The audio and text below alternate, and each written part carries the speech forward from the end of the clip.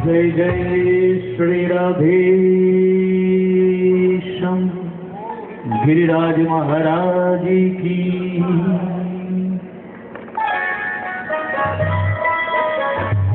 এমন করে চৌর্য লীলা ভগবান করলেন।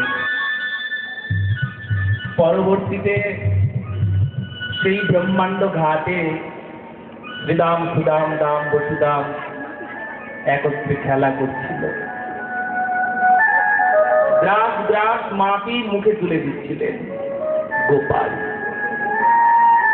মাটি খাচ্ছে। শ্রীরাম সুদাম গিয়ে মাকে নালিশ করল, জানো তোমার গোপাল মাটি খাচ্ছে।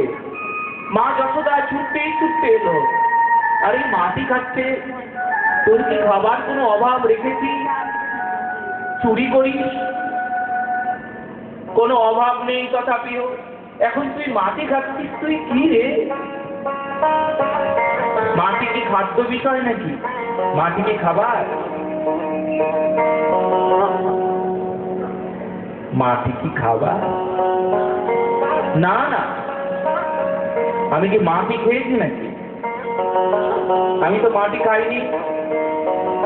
সব বন্ধুরা তোর বলছে তুই মাটি খেয়েছিস, আর তুই বলছিস মাটি খাচ্ছিস, খাসনি। নাহম ভক্ষিতবানঞ্জ সর্বে মিথ্যাভিশংসিনঃ। মা মোটেই আমি মাটি খাইনি, এরা সব মিথ্যে কথা বলছে। তোর বলরাম দাদা, তাহলে দাদাও মিথ্যাবাদীদের দলে মিশে গেছে। আচ্ছা, তুই একমাত্র সত্য কথা বলিস? ঠিক। কেন মুখে মাটি দিয়েছিস? কেন মাটি খেয়েছিস? গোপাল বলছেন, মা বিশ্বাস করছো না আমি মাটি খেয়েছি? তো সত্য গৃহস্থর্হি সমক্ষং পাশ্যমে মুখম। তুমি আমার মুখ দেখে নাও, আমি মাটি খেয়েছি কিনা।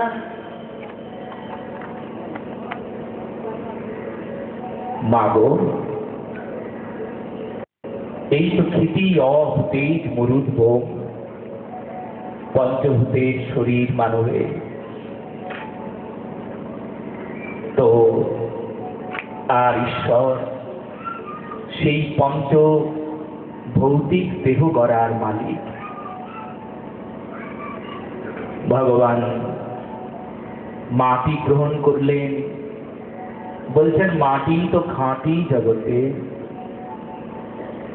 আর কি আছে জগতে? আমি মাটি কেন খেলাম জানো? পৃথিবীরও খুব আনন্দ হয়, মেদিনীর খুব আনন্দ হয়,